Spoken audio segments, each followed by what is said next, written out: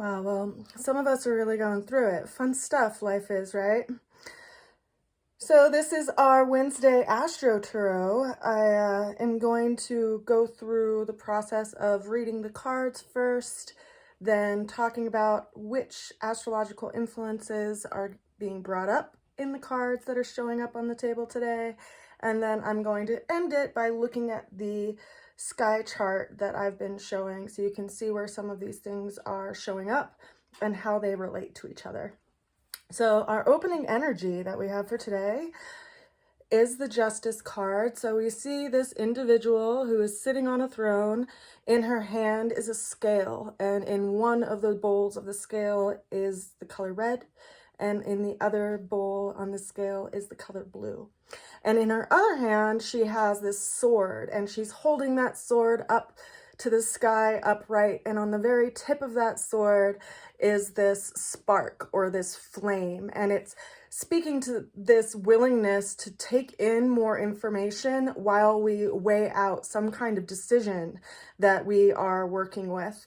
And considering that the Justice card is related to Libra, which is a relationship card, it's speaking to some relationship or contract or long-term consideration in our lives that we are looking at that is on the table today.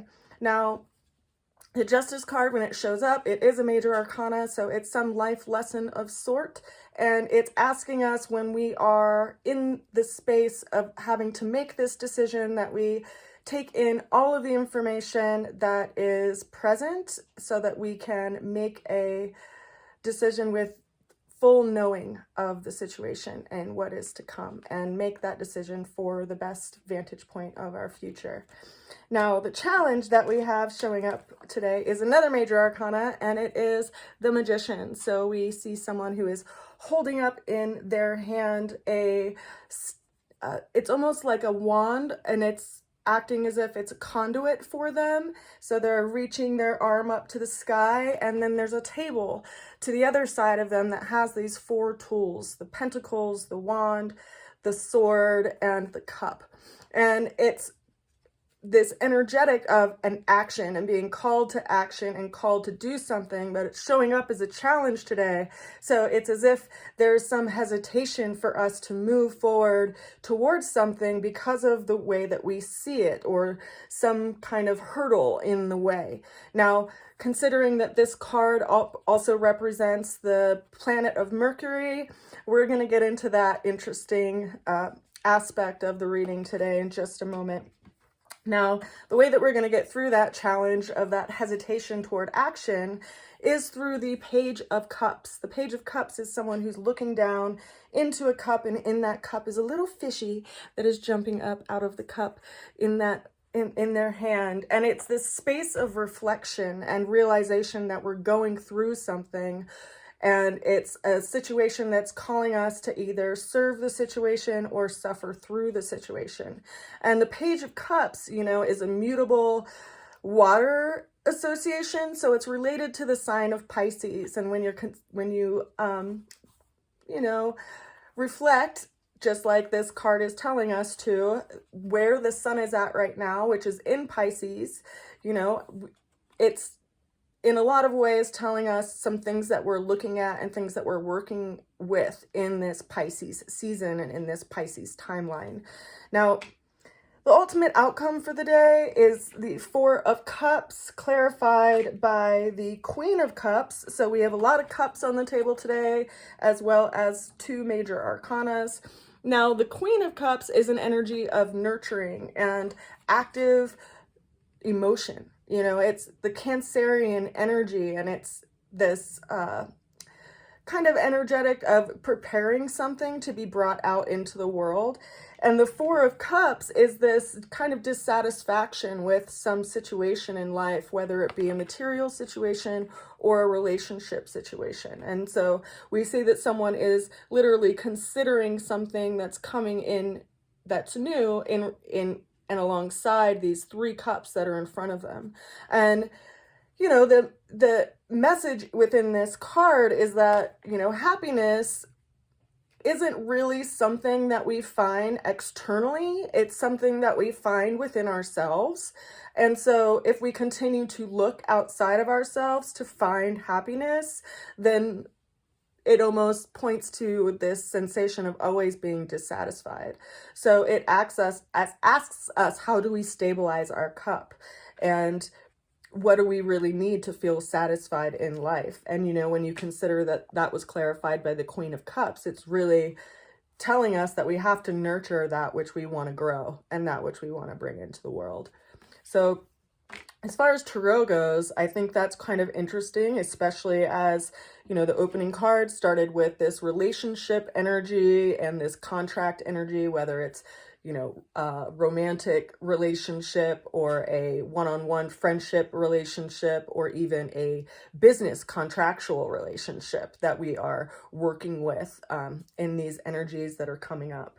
Now, as far as that, how that's showing up in the sky, the influences that are on the table today that have shown up are the energetics of Mercury, the energetics of Pisces, and the energetics of Cancer, along with this influence of the Justice card, which also speaks to a Venus interesting aspect that's going on today too. So, you know, I like to look at what's going on astrologically because it is really reflective of what a lot of us are working with on an energetic and emotional and spiritual and sometimes even physical level.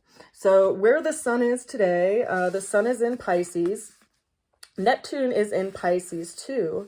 Now what's interesting, which I want to point out, is the Mercury thing that came onto the table today with the challenge that we're working with today, because Mercury right now is just within a couple of degrees of Saturn, and Saturn is going to be moving into the sign of Pisces when, like, one day after we have the full moon over in Virgo. And what does that mean? Well, that means that Saturn is bringing this level of responsibility and level of sobriety to the energy of Pisces and whatever is going on in Pisces, which is kind of something to, you know, reflect on, because we've had Neptune in Pisces for a number of years, which has been kind of bringing this idea of fantasy and illusion, and Saturn's going to be stepping into that room, kind of bringing in this authority nature, asking us to step up in a lot of ways in reflection of how we are developing in our lives. Like, what do we want to serve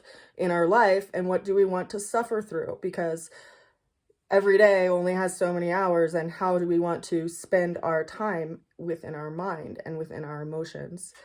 So that's something interesting to consider. And the other thing that I think is so kind of poignant today, which is telling to what a lot of people are bearing emotionally, is this conjunction that we are having, which you can actually see in the sky tonight. You can see Venus and Jupiter coming into really close near conjunction tonight, and then tomorrow they will be at conjunction, which is kind of cool. And it's Wednesday, just for a time snapshot, depending on when you are watching this. But you can look up to the sky tonight after the sun goes down, and you'll see Venus and Jupiter at close proximity on the western horizon right after sunset. And so that's kind of cool. But the thing that's affecting people is that they're also in close proximity to Chiron, which is the wounded healer. So a lot of people are feeling this expansion around old wounds, and they feel a lot bigger than they would at other times because there's this Jupiter energy sitting on top of Chiron. And then we have Venus there too. And Venus doesn't like to be in Aries house, right? It's like the nurturer has to put on all of this armor to deal with a situation and just to be in a room, you know, and deal with the energy in a room. And it's holding the space for that Jupiter Chiron energetic in Aries. And when we consider that Aries is the sign of self-development, and we all have, you know, a natal chart, so we all have some, you know, piece of the pie of our natal chart that has Aries in it. Aries is our self-development and kind of where we are called to grow up in life and how we evolve and maneuver and navigate through life. And right now it's as if our sense of self is getting this Venus and Jupiter and Chiron influence, and we are revisiting a lot of our wounds, and Venus is there in a lot of ways to bring some kind of help and assistance. But you know, as we all know, it depends on where we rest our attention, because that can strongly dictate the energy of our day. So I just wanted to point that out. You know, of course, if you have Aries in your first house, this is going to be reflecting on you differently than if you have Aries, for instance, in your 5th house or your 10th house. So if you'd like to understand more about how the Saturn transit going into Pisces is affecting you directly, and also, you know, what is going on with Aries and Chiron, you're welcome to reach out to me. I do have astrology readings up on my website through my services section on rootsofalchemy.com. And yeah, it's interesting. You know, yesterday I posted this question in an astrology group where I wanted to kind of just expand upon the concept that some people don't have internal dialogue, which I thought was just like mind-blowing, because I have a Virgo rising and I have 5 planets in the 3rd house. So I have a lot of activity going on in my mind. And when I had asked people just to reflect upon, you know, what their rising sign is and where their Mercury is and what's going on in the 3rd house, a lot of people shared things that made me just be astounded with how the different placements of Mercury really affect how our mind works and how it engages us in our emotions and in our physical body, and how we navigate through that, and how it also brings us blessings by where it's placed. So it's just, I just find astrology so neat. And the more that people are willing to share kind of their experiences of their life and also reflect on their chart, I think it's even more impactful in our understanding of who we are and how we are shaped through the influences of the planets and how they shift around the sky. It's actually really cool. So if you need any help with that, or you're interested in future classes, reach out to me at rootsofalchemy@gmail.com, or again, you can schedule your reading on my website. Take care and good luck through this transition. We are going through some powerful times. Oh, one thing I did want to mention is that what's interesting about the Cancer reference that is in this Queen of Cups is that the moon right now, while it's in Gemini, it's going to be in Cancer for like the next 2 days. And when it's in that Cancer placement, what's so interesting about it is that it's going to be in a trine relationship with this Pisces placement of the sun. So it's as if the sun and the moon will be in a easier relationship. And considering that the moon just went through the room that Mars was in, and our emotions had to experience, you know, a lot of, you know, warrior type energy. Now they're moving into this trine relationship with the sun, where I think, you know, some energies are going to shift, or at least I hope so. So I wanted to add that too, because I was thinking about that earlier as well. But I will see you again soon, and I wish you the best. Bye for now.